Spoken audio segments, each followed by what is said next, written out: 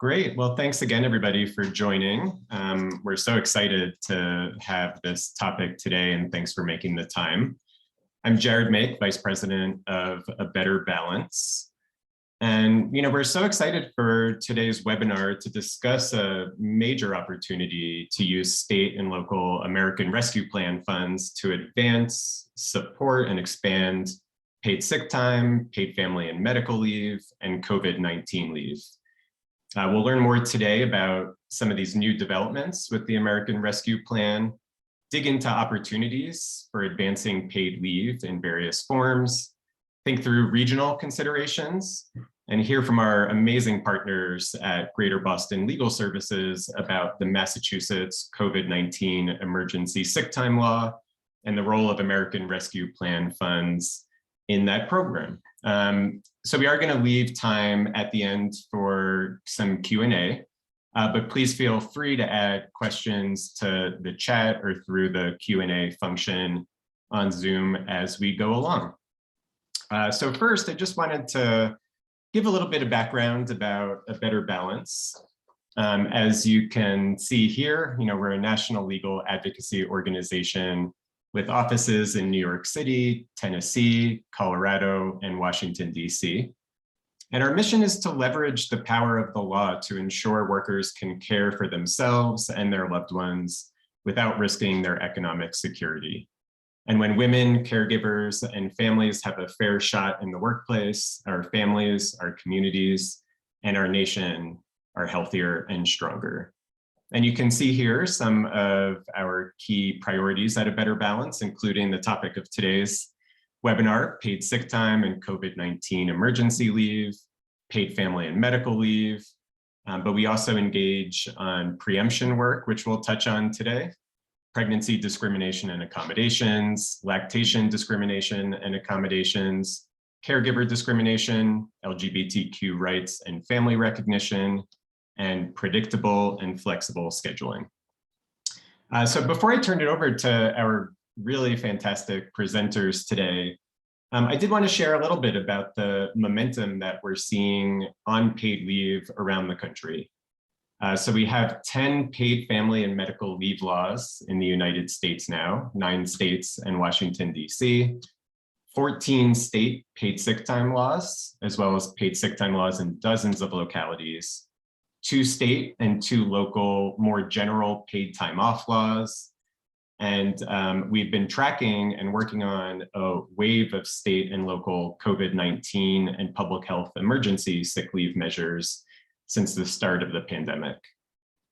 We have also seen increased momentum federally on paid family and medical leave, which I know many of you here today have been involved with or tracking.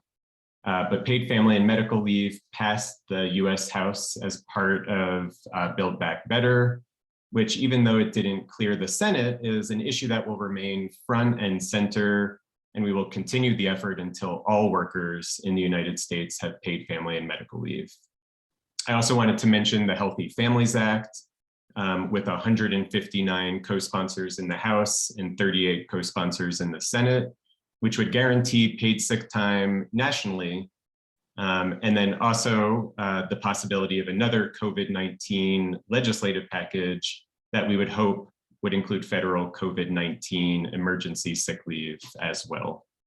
But the focus of today's webinar is on opportunities at the state and local level, especially with the ability to use ARP or American Rescue Plan funds, and to really harness the growing national attention, research, and momentum on the issue of paid leave.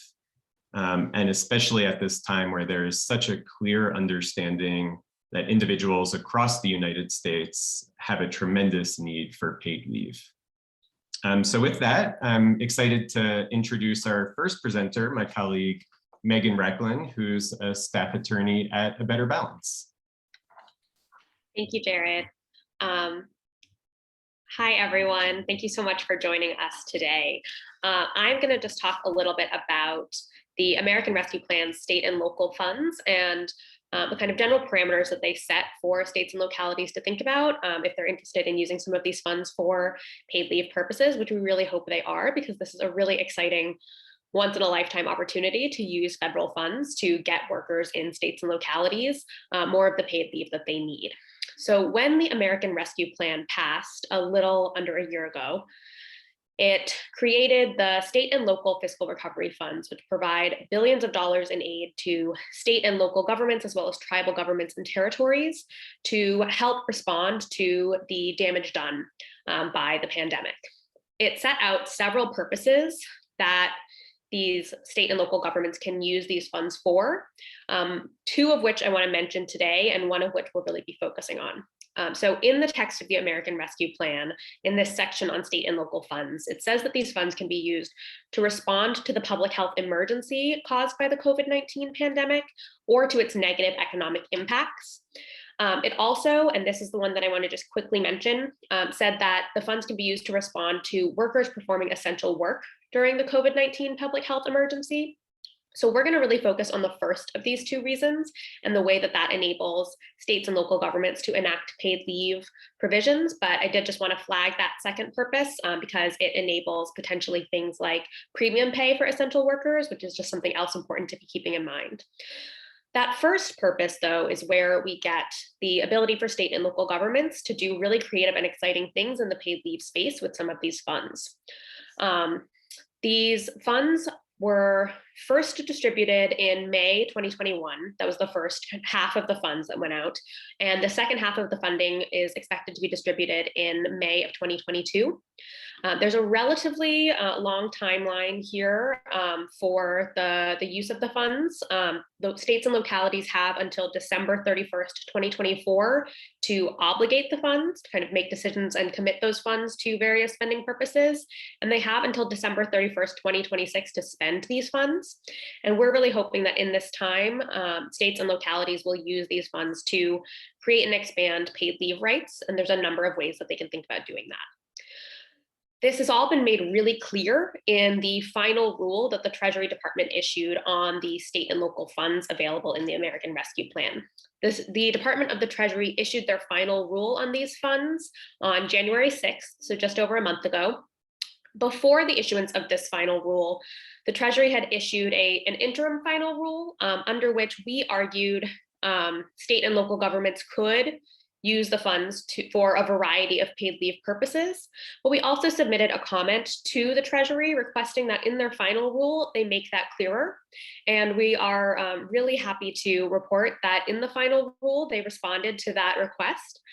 The final rule is crystal clear that states and localities can use the funds available in the state and local fiscal recovery funds to provide paid sick, medical, or family leave programs or assistance to expand access to health insurance as means of responding to the negative economic impacts of the public health emergency, unless there's a really huge disproportionate use of the funds relative to the impact caused. So basically, these funds can definitely be used for paid sick, medical, and family leave programs in most cases. The rule is thankfully really clear on that. Even better, in the supplemental materials that the Treasury provided, they specify that the funds can be used to create, expand, or financially support paid sick, medical, or family leave programs.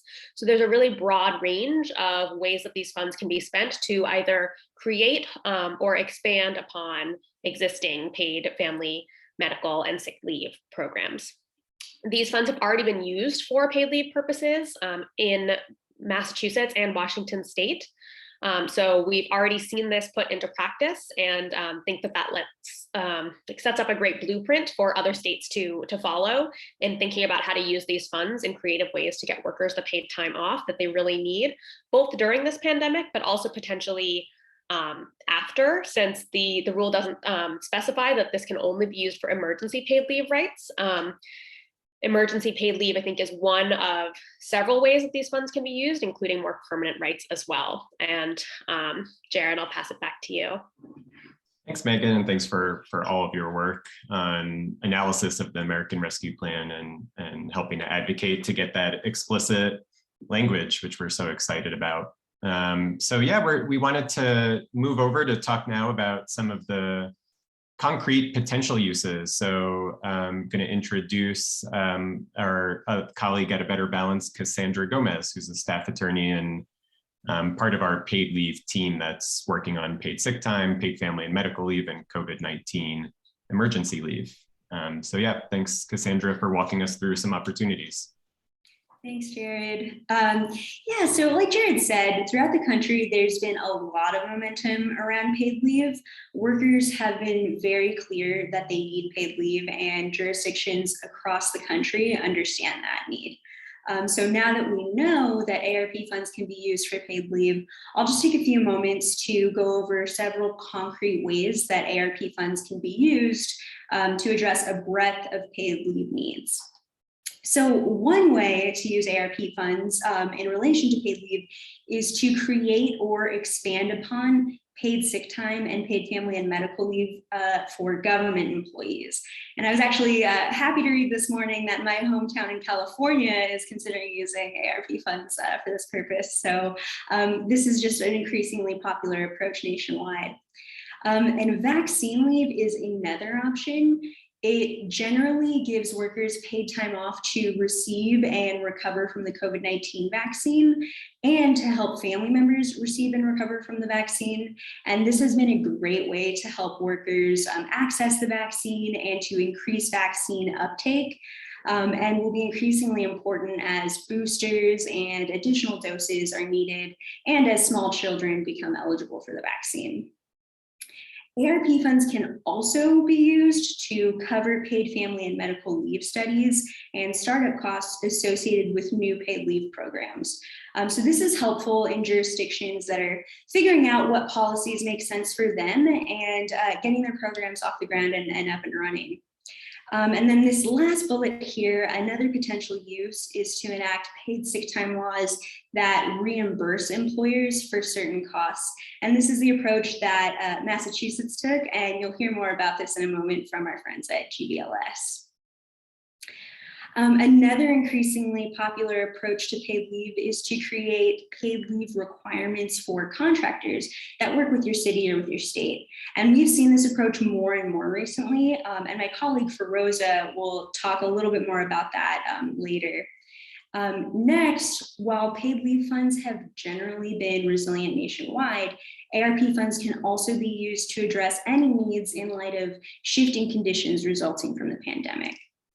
Also, if your jurisdiction already has paid leave laws on the books, or once you do, you can also use ARP funds to get the word out about it. So investing in outreach, education, and enforcement is another option for how to use ARP funds to really help workers understand and access their paid leave rights. And then this last bullet here, ARP funds can also be used to expand upon existing paid leave laws. Several states and localities have expanded upon their paid leave laws during the pandemic, and this is a great way to make sure that all workers are covered. And if you're interested in pursuing any of these possibilities, please reach out to our team at ABB. We've been working with states and localities across the country and would love to support your paid leave efforts. And with that, I'll pass it back to Jared. Yeah, thanks so much, Cassandra. And, if folks, just as a reminder, and for folks who joined a bit later, we have some time at the end where we'll go through questions. And if, as we're going along, you want to add questions through the Q&A function or through the chat, we'll be sure to go through them. We have a bit of time bookmarked at the end. So now we are going to turn it over to our fantastic colleagues at Greater Boston Legal Services, Elizabeth White-Way, who is a senior attorney at GBLS, and Dave McKenna, who's a Equal Justice Works Fellow. And I believe Elizabeth will be going first, but did just want to say it's been such a pleasure at A Better Balance to be working with Elizabeth and the GBLS team and everybody through Raise Up Massachusetts for many years now on all of the fantastic progress in Massachusetts on paid sick time, paid family and medical leave, and COVID-19 leave, as you will hear about next. So with that, I'll turn it over to Elizabeth. Thank you, Jared. Right back at you, because we love working with A Better Balance, and really couldn't do this work without your expertise and timely assistance. Just a few words about Greater Boston Legal Services. Greater Boston Legal Services traces its origins to the Boston Legal Aid Society, founded by private bar attorneys in Boston in 1900. They looked at the Constitution, they said, great to have a right to sue and contract, but obviously if you can't afford an attorney, there's a bar. We provide assistance in the greater Boston area to low-income individuals and their families earning about 125% of the federal poverty level earnings. And we basically assist them in securing some of the most basic necessities of life. Many of the referrals that we receive come from community-based partners, organizations. Dave will mention later on in his remarks perhaps a little bit about the worker centers with whom we work or refer many cases. But the work that we do is in partnership, and it's grounded in our community. And just the next is the specific areas where we provide assistance. There are 8 specialized units that represent clients individually. The work that we do with our individual clients and our community-based partners informs all of our systemic advocacy, which includes class action litigation, state and federal legislative campaigns, and administrative advocacy. And just a couple of examples of campaigns that we've worked on with A Better Balance: the 2014 Earned Sick Time Ballot Initiative, the 2018 Paid Family Medical Leave Law that was supported also by a ballot initiative to inspire the legislature to act, and most recently, the COVID Paid Sick Time Law. So, I'm quoting Winston Churchill here about this opportunity, what I call fertile ground. Never let a good crisis go to waste. The COVID pandemic just devastated, obviously, the world. But the folks in Massachusetts who had just come off the success of the paid leave campaign and were working on implementation took a step back and said, wait a second, this could be an opportunity to make improvements to our existing earned sick time law. Because between the time that we passed the earned sick time law and the time of the pandemic, other states had passed laws that had expanded, for example, the definition of family member. And we were also eager to go back and try to ensure that the job protected time off for routine sick leave needs would be paid. So we did explore that. There was also an idea to tap into our paid family medical leave trust fund. And I'll say that had mixed support within the coalition, but the governor and the labor secretary absolutely forbade it. And I think it made sense because in 2020, the program had funds, but it hadn't yet launched. And there is a need to preserve those funds for the purposes for which employees pay them. So we abandoned that idea. It just wasn't a good time with the pandemic to ask employers politically. It wasn't popular to ask employers to fund the extra sick time. We knew it wasn't a viable proposal, so we abandoned that. And instead, what we did was we took a look at the Federal Families First Coronavirus Response Act and said, okay, who's covered, who's not? And we decided the best thing to do would be to fill the gaps left by the FFCRA, and working very closely with Jared. I mean, we were joined at the hip, following with great interest the terrific work that he was doing in Colorado with the really great paid sick time law that he got passed, but that also had this FFCRA component to it. So finally, that's what Raise Up Massachusetts settled on. So that's what we started off with. And the original proposal was it's going to come out of the general fund. Okay, we didn't have any other pot of money at that time in early 2020 to point to. So we drafted the bill. There was a lot of back and forth. I have to say, watch out, A Better Balance with this open invitation to other jurisdictions for help, because you'll be busy. Jared and other staff from ABB joined me for meetings with Senate and House staff. It was very valuable. It was also really great that the paid sick time law in Colorado had been passed bipartisan. So we were using that also in our advocacy. So we had this wonderful model. We worked with it. We tinkered it. We had strong support in the House and the Senate. We had this labor economist from our paid leave campaign who's trusted and respected, who came and spoke to the legislators, the aides, and we used her analysis in our testimony before the Resiliency Committee. The bill was heard and reported out favorably, but it died at the end of the session. Why? Because the Commonwealth wasn't willing to dip into its own general fund to foot the bill. And as much as the business community had sort of signaled like they would stay neutral on it, when push came to shove, they made it really clear to the legislature that they just didn't support this idea. And I think a lot of it had more to do with their priorities for use of any federal recovery money.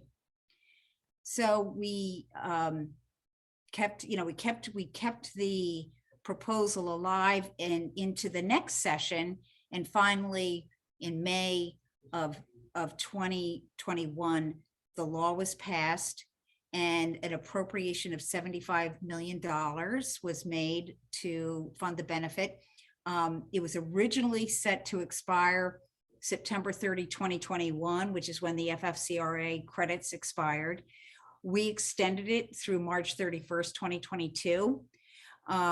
So now, we're picking up the entire tab, if you will, since the employers in Massachusetts can't get reimbursed directly from the federal government. They're getting the money through the state using the ARP funds. To date, well, I'd say as of February 3rd, 61.3 million has been paid out. 5.6 is in pending claims. 24,911 payments made as of February 3rd. And now we have 25 million in new ARP appropriations that will go to meet the continued need. The governor's anticipated signature on that bill is by this Friday. But Raise Up Massachusetts is still considering improvements and expansions with an appropriate legislative vehicle. We still want to ensure that the expanded definition of family member is covered, and it remains to be seen, where the pandemic will take us next. And if there's an ongoing, what people are calling endemic, we need to be ready to meet the needs of Massachusetts workers. Thank you. Thanks so much, Elizabeth. And it really has been amazing to see firsthand your leadership and expertise, and the work you've done with Raise Up Massachusetts has been such a game changer, of course, for workers in the state of Massachusetts, but it's also really been a model to other states. So thanks for all of that great work. So we're going to turn it over next to Dave McKenna from Greater Boston Legal Services to explain a bit more about how the Massachusetts COVID-19 emergency sick time law works and what we're seeing on the ground. Great, thank you, Jared. So in my day-to-day, I support workers who are fired for getting sick or not paid when they are sick. And the COVID-19 emergency sick time law builds on top of the earned sick time law that we have in Massachusetts. So we have an earned sick time law for 40 hours, and this is 40 additional job protected hours or paid job protected hours, or it matches your weekly schedule. So if you're a part-time worker, 24 hours a week, then you would get 24 hours or 1 week worth of pay. It can be used for anything related to COVID-19, vaccination, symptoms, doctor's appointments, quarantine. Quarantine, definitely the most common use of it. It can also be used to care for family members. And this was a win. The definition of family member in the law is a spouse, in-laws, parents, siblings, children, or roommate, which is really, important to just not put limits on. When someone in your in your circle that you're exposed to on a daily basis is sick and needs support, that they have someone who can take paid leave to assist them. Whether that's just going to get vaccinated or even tested, waiting in line to get tested. That's been another issue. It's paid out, capped at $850, which is based on our unemployment law. It's a percentage of the average weekly wage, so it's an easy reference point to use. And that really makes sure that the workers who need it most, lower wage workers, are getting full wage replacement, while higher wage workers who maybe don't need it as much are getting some wage replacement. And one thing, if I could change anything about the law, would be that this law is 40 hours total. The allotment of 40 hours does not renew with each diagnosis or with each new year. And I have a client who's had COVID 3 times, and this is an illness like the flu that can recur. And so, the option to have it renew each year, would be a huge relief to a small number of people who are affected. That could be one change that you might advocate for. Talking about who gets this benefit. So the law says all employees, and this is a huge improvement over our existing earned sick time law, which had a waiting period, 90-day waiting period on the job, and you would accumulate it 1 hour at a time. And it was only paid for businesses over a certain size. It is a huge win to get paid sick time for all employees in the state for the first time.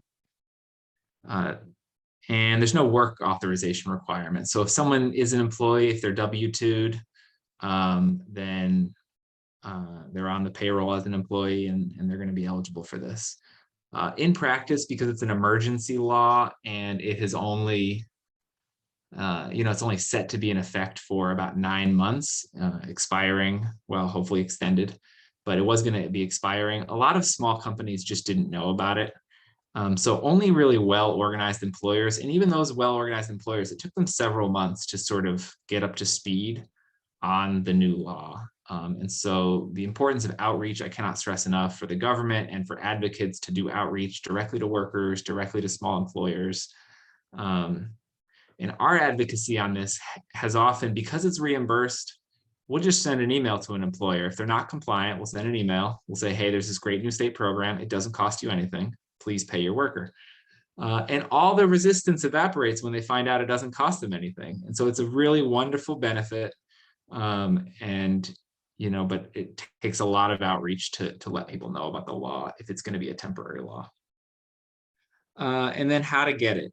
So the employee provides documentation, and we recently got an opinion that a home test counts as documentation. So a photo of a home test is fine, and provides the reason that they need the COVID-related leave to the employer. They get paid by the employer. This is a point of confusion where it's a state program and there's state funding, but the employer is the one who hands you the money in your paycheck. And then the employer fills out for reimbursement and emails it to this office in the state. Because of this reimbursement, requires employment, then if you don't have a social security number, if you're a 1099 misclassified worker, you're probably not going to be eligible. And the last thing I want to say about the law is that the statute doesn't say anything about enforcement, and the agency that is given the money has no experience with enforcement. Enforcement is important both on, is the money arriving to the employee, and job protection, anti-retaliation provision. So if I could change this law, I would provide a mechanism that an employee could contact this office also and apply for the benefit, and just tell them who your employer is and have the office work with the employer to get up to speed, when employers don't know about it.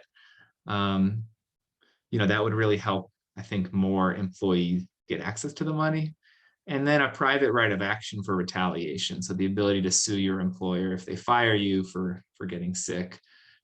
It's not in the law. We have filed several cases like this, and we don't know what the court's going to do because the law doesn't say whether or not we are allowed to sue the employer. So anyway, that's all I have. Thank you for the time. Thanks, Dave. And just one question that came up that might be worth just addressing now while discussing the law. If you could just speak to the employer size piece of this, since Massachusetts permanent paid sick time law does have some differences based on size. There was a question about whether that carried over to the COVID-19 emergency sick time law. It doesn't carry over. So the regular earned sick time law, it's for employers with more than 10 employees. So it excludes all the small businesses, and it's just paid by the employer. There's no reimbursement. So this law, because it's reimbursed, it removes the financial burden from employers. And so it just says all employers and all employees in the state. And so this is really providing sick time for employees of small businesses. For the first time ever, they're getting paid sick time, and it's pretty exciting. Great. And there was just one more question that I think follows up on that you've already addressed, I think, as well in that response. But what it means for employees who are employed and working on the ground in Massachusetts, including small employers, whether nonprofits or otherwise, but have employees located across the country. And there may be, the employer itself is based in another state, but has employees in Massachusetts. And so it would cover all employees within the state of Massachusetts. So if you have an out-of-state employer, they have to comply as to people working in Massachusetts. But a Massachusetts employer does not have to pay this money to someone who lives in Maine, for example. Great. And I think one more question, just while we're in the nuances, which is really helpful of Massachusetts, is if there's how self-employed individuals kind of fit in. If you're a self-employed individual, if there's any opportunities with reimbursement, are you defined as an employer? If that's something you've seen or worked on?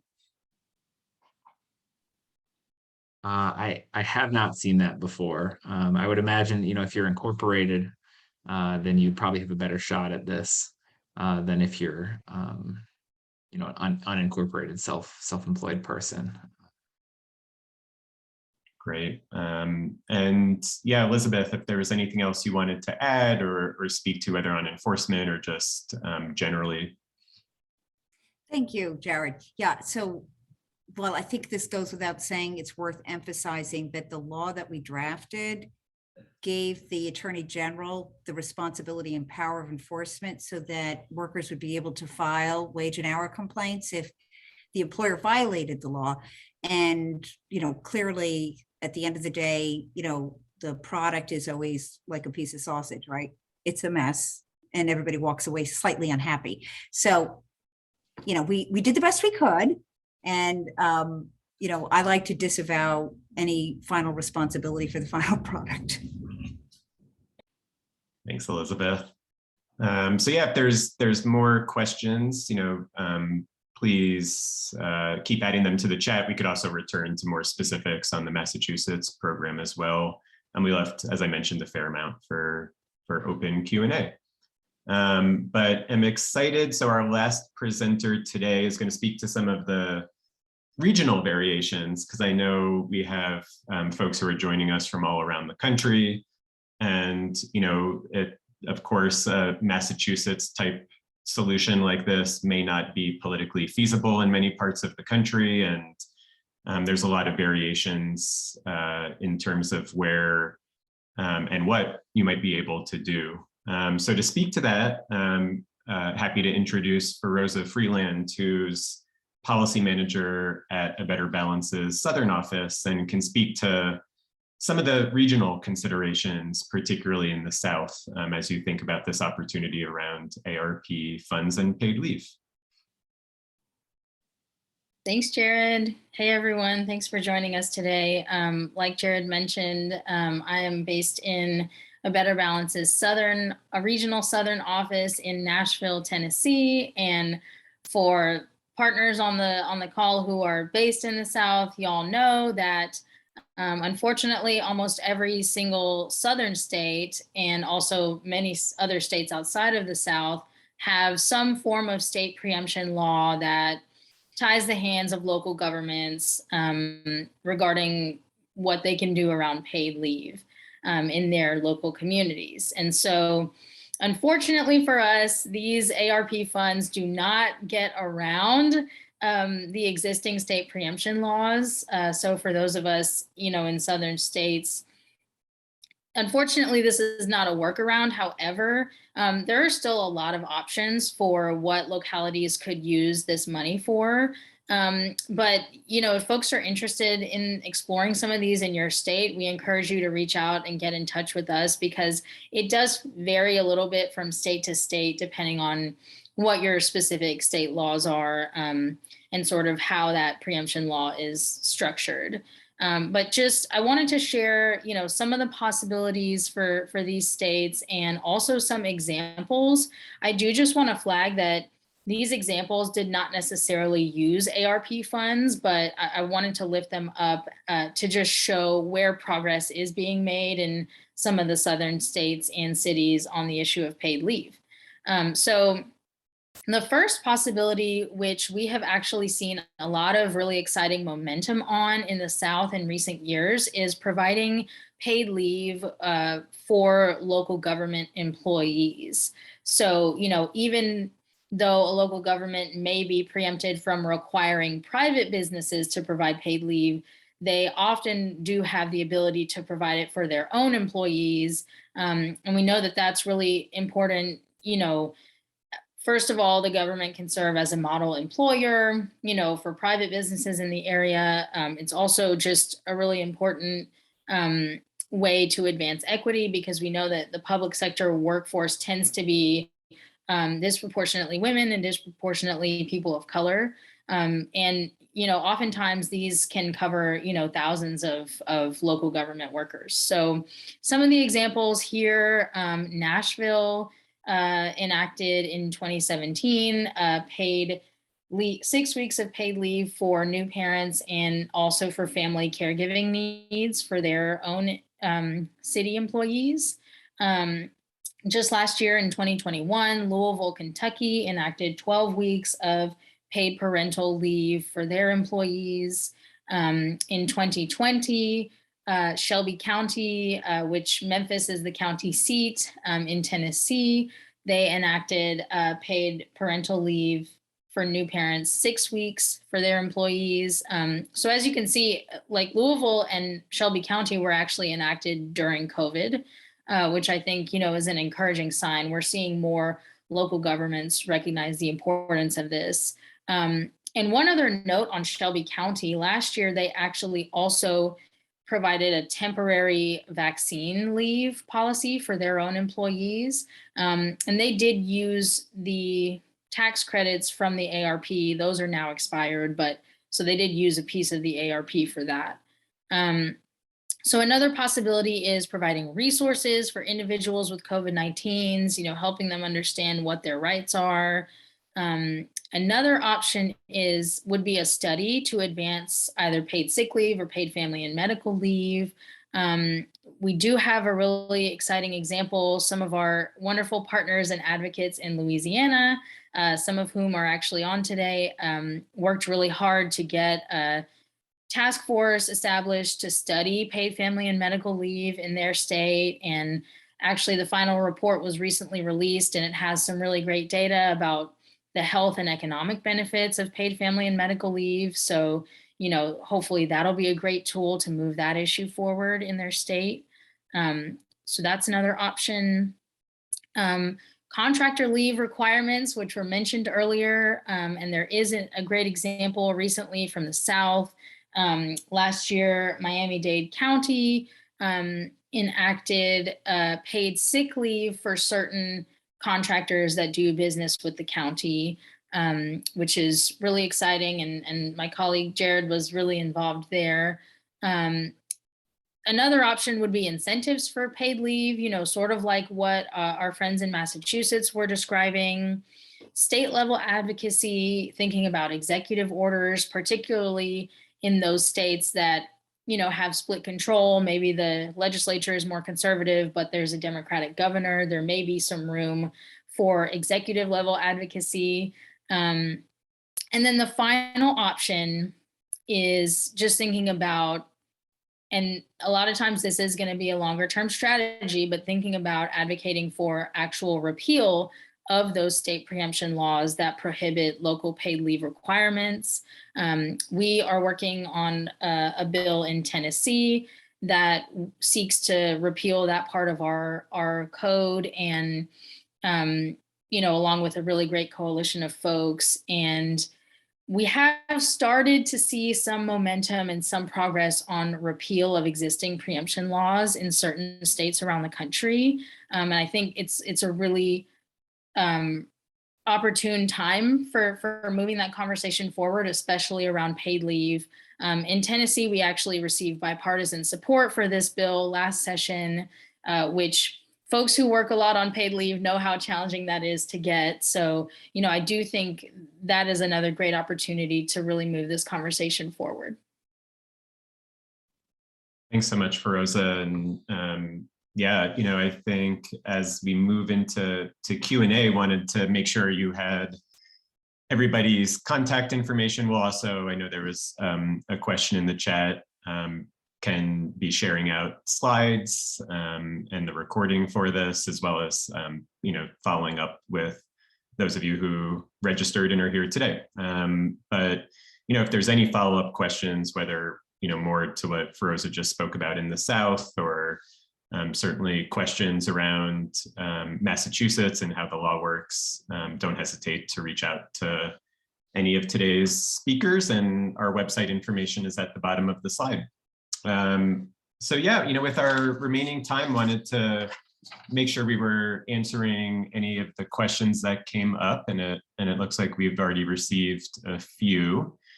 So I think, one overarching question, and maybe starting with Elizabeth and Dave on experience in Massachusetts, there was a question about whether, advocates working on using ARP funds for paid leave have run into other advocates in terms of priorities for this pot of money, and if that was an issue to navigate with other priorities.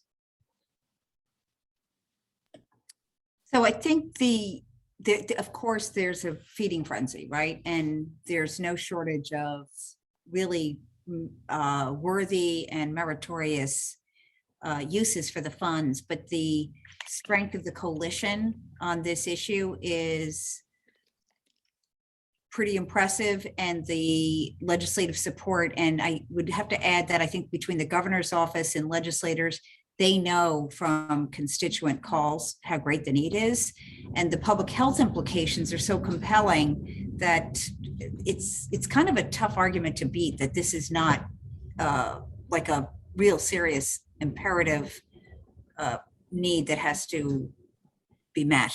So I would say that pretty much addresses it. We haven't gotten into any, scuffles with partners or allies about this at all. Yep, and I think, I'm not sure, Megan, if you want to speak to this as well. Obviously, there's a lot of variety in terms of where states and localities are when it comes to funds, what's been allocated, what hasn't. But, to the question of navigating other priorities, it may vary based on how much has already been allocated or, budgeted, but that there are definitely opportunities to advance a lot of paid leave through these examples given today with relatively to the overall amount, small pots of money. But don't know, Megan, if there's anything you'd want to add there. Yeah, just a couple of things to add. First, I do think it's important to make sure that everyone's clear on which pots of money you're talking about. The ARP is such a big piece of legislation, and it creates a number of pots of money that can be spent by states on a number of different things. So I think sometimes advocates are not always 100% clear on which pots of money they're talking about. So what we're talking about today is the state and local fiscal recovery funds.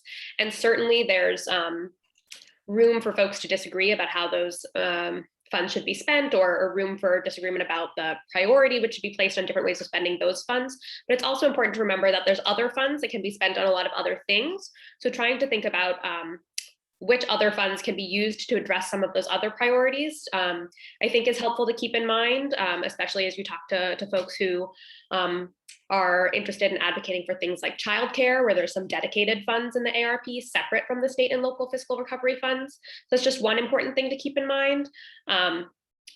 Another important thing I think to keep in mind, in addition to Jared's point about just recognizing that a lot of these funds haven't been spent. We don't know exactly how much money is still left in most state and local coffers from these funds, but we do know from a lot of the reporting that's been done on these funds that a lot of this money is yet to be spent or obligated. So there is still room to push for the things that you care about that can be used, that this money can be used for, because it's just not the case that states and local governments are hearing from so many people with so many different priorities that all the money's already been spent. We also have heard, especially from localities, so from towns, cities, rather than from folks at the state level, some of them are not really hearing from that many people at all. So while in some cases the states are experiencing that kind of feeding frenzy that Elizabeth is talking about, especially at that more local level, sometimes those more local governments are really not hearing enough or much at all about how folks want this money spent. So that might be somewhere where there's more room for advocacy without as much jostling among different advocates with a number of really important priorities. So I think those are just some other pieces to keep in mind. Thanks, Megan. And I think one more question that came in that you might be able to address is around actuarial studies and startup costs for state policy, and whether there's any indication that if the policy needs to have already been passed through a state legislature as opposed to working to advance it more proactively now. Yeah, that's a great question. It is not something that is 100% clear in the Treasury's final rule. They don't use that as an example, so we can't say with 100% confidence, but I think we would certainly argue, as I noted at the beginning of this presentation, the supplementary materials to the Treasury's final rule are very clear that these funds can be used to create, expand, or financially support paid leave programs. We would argue that actuarial studies are a crucial part of the process of creating paid leave programs, and therefore that that is a covered use. Just keeping in mind again that it's not 100% clear since it's not a enumerated example in the final rule. Great, thank you. And I think a couple questions for you, Cassandra, on your overview. So, one question in terms of how ARP funds could be used for enforcement of existing paid leave laws around the country, paid sick time, paid family and medical leave, and some of the public health emergency leave measures as well. Yes. Yeah, I think, with all of Megan's helpful caveats and having set the table, enforcement is definitely a key way that ARP funds can be used to support paid sick and paid family and medical leave. Great. And another question, I think about the model of paid sick time and, whether, we're only looking at reimbursement models, since paid sick time itself, is an employer paid program as we think about all of the permanent laws around the country. But, if you could speak more to just the model of paid sick time and how ARP funds might come into play, including, you just mentioned one example, certainly enforcement and public education. Yeah, creating paid sick time is definitely explicitly covered. And I think, something that we've seen in the paid leave space in the pandemic in general is just that this is really a time to get creative. Dave and Elizabeth went over Massachusetts approach, but that isn't the only approach that can be taken. There's lots of different approaches that we can use to get to the overall goal of paid sick time for workers everywhere. So while that's definitely a model to pursue, there are more traditional models and different things that we can do with ARP funds. Great. And I think there was a couple follow-up questions actually, Megan, to the comments you just made about if there's any way to check, and I think you had addressed this, it's probably reach out to us for more info, but in terms of any information that's out there in terms of, what spending levels have been done in states or localities, or how folks may be able to find out what's already been committed in their particular city or state? Yeah, as far as I'm aware, there's not a centralized way to really easily check, unfortunately. That's probably something that state and local governments would have more information about. You can also certainly reach out to us. We do know from some reporting that's been made public in various news outlets that a lot of the money has not yet been spent. And as I said, more money should be coming in May, and that will be, the money was basically divided in half. So half the money was dispersed last year and half should be dispersed this May. So there'll be another wave equal to about half of whatever was allocated for the state or city in question coming in May. And I can, in a few minutes, once I pull them up, drop a couple links in the chat that help you figure out how much money was originally allocated to each state and locality, which can help you then figure out from there what should be coming down the pike in May. Great, thanks so much, Megan. And yeah, folks should definitely, reach out to us and we can help try to point you in a right direction if you have a question about a particular state or city. And I think for the group, certainly maybe we could start with any information on the Massachusetts law, but also then zoom out. But some questions about the possibility, and I do think it's a important possibility, of using ARP funds specifically for care workers and those who provide direct care to other individuals. So Dave, Elizabeth, I'm not sure if you've encountered in terms of direct care workers who have a need themselves for COVID-19 emergency sick time or anything specific to Massachusetts. Dave, do you want to take that on the issue of domestic workers who are employees in Massachusetts, though they may be misclassified and their domestic employer may not have them, may not be remitting payroll taxes to the Commonwealth? Yeah, it's a very common occupation for undocumented workers who are either paid in cash or 1099, and so they would not be eligible for reimbursement if they are misclassified in that way.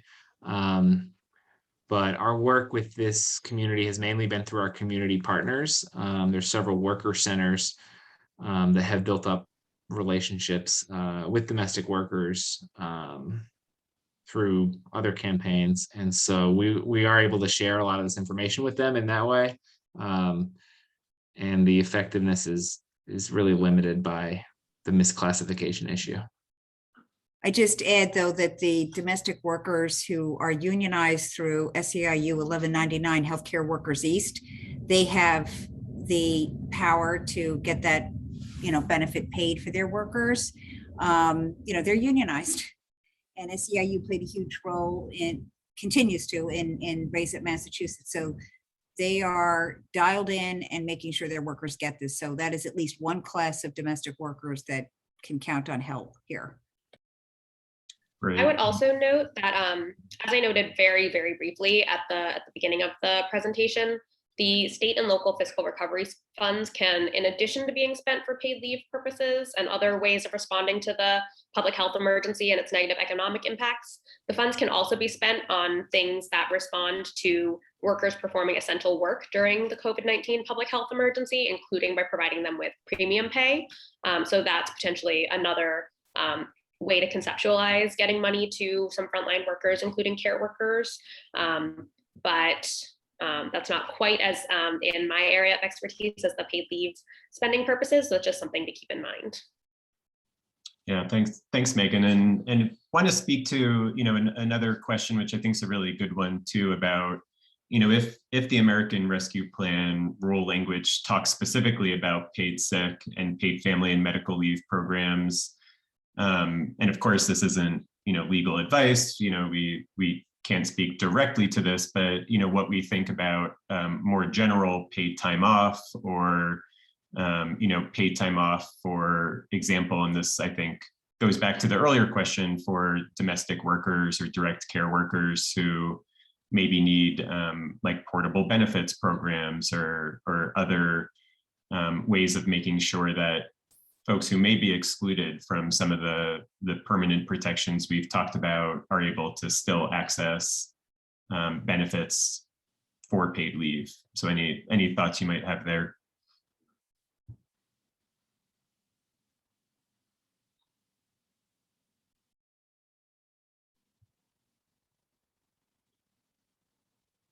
I think it's another example of a case in which it's not crystal clear in the rule, unfortunately. It's just a level of detail that we don't quite have. But I think since the rule suggests a pretty broad approach to giving workers the right to take time off to care for their own health or to care for their loved ones, I think you could think about that as a creative way of in practice, getting them the ability to take that time. And therefore, I think it's very likely an acceptable use of that money. But unfortunately, I think it is something where there's just not 100% clarity. Yeah, thanks, Megan. I think that's right. You know, it certainly falls within the language and the underlying rationale and the purpose and everything that's been laid out.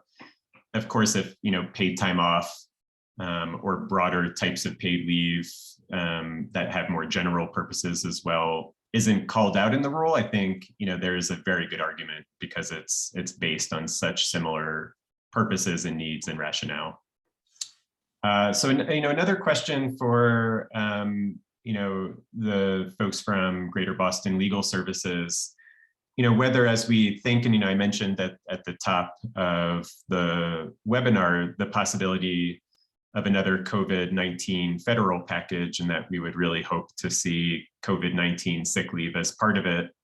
If there's been any talk, was one question that came up of trying to engage the Massachusetts governor or other elected officials in Massachusetts, especially given the bipartisan nature of the COVID-19 emergency sick time law, to advocate for renewing or putting into place a COVID-19 federal sick leave policy, especially since it could, in a way, save Massachusetts some money if that was done again and they were able to be coordinated. I think it's a great question, and definitely I could check in with folks. I'm not aware of any such discussions going on right now, and I think that, you know, really depends on the trajectory of the pandemic, any, you know, variants, and what does it look like if we settle into an endemic where it's just sort of like a serious, you know, case of the flu, and, you know, what are the risks? And but that's a great idea and a great argument to make to Governor Baker, who is not running for re-election. So maybe he'll feel more freedom. I don't know. Thanks so much. You know, and I think the, you know, one other question that came up is whether we're aware of any states that have a Department of Labor agency that's has been enforcing and implementing paid sick or paid family and medical leave programs, whether ARP funds, or we know of examples that those funds could be used to actually cover costs of the agency doing additional work through an expanded program, for example, on COVID-19. And I'm not sure of examples on that specifically, but I think there's also a very clear and strong argument that certainly states and localities could use ARP funds to increase the costs of enforcing, implementing, doing public education on you know, these programs. So that's a great question. And then another follow-up question, Cassandra, if you'd be able to speak to, I know we mentioned that there were examples of COVID-19 and American Rescue Plan connections in both Massachusetts, which of course we've talked about, but also Washington State. And if there's anything we could say briefly about how Washington used American Rescue Plan funds to address gaps related to workers who experienced workplace disruptions around COVID-19 and maybe weren't eligible anymore for paid family and medical leave. If we could just mention a little bit there, and folks, of course, can follow up for more information on Washington State as well. Yes, lots of information on our website about this in our Know Your Rights hub. And yeah, just for some like helpful context here, Washington State is one of the states with an existing paid family and medical leave law. And they have used ARP funds for paid family and medical leave, employer and employee pandemic assistant grants. And like Jared said, it's really just to fill in some gaps for folks who may have previously been covered, for example, but because of a loss in employment, because of the pandemic, were not eligible for paid family and medical leave. So those funds have been used to fill some of those gaps. And I would think of that more as an expansion. So I think that that's where that would fall within those categories that we laid out. Thanks, Cassandra, and thanks everybody who hung on 2 minutes extra, but I think we reached every question in the chat. But if there was anything we overlooked or certainly additional questions, please reach out to any of us, certainly specific to Massachusetts. And if A Better Balance can help answer questions about what we're seeing in other cities and states, including your own, or provide any sort of technical assistance, legal support, policy support, we are here. So thanks again, everybody, for making the time, and look forward to seeing some of these opportunities move forward. Bye-bye.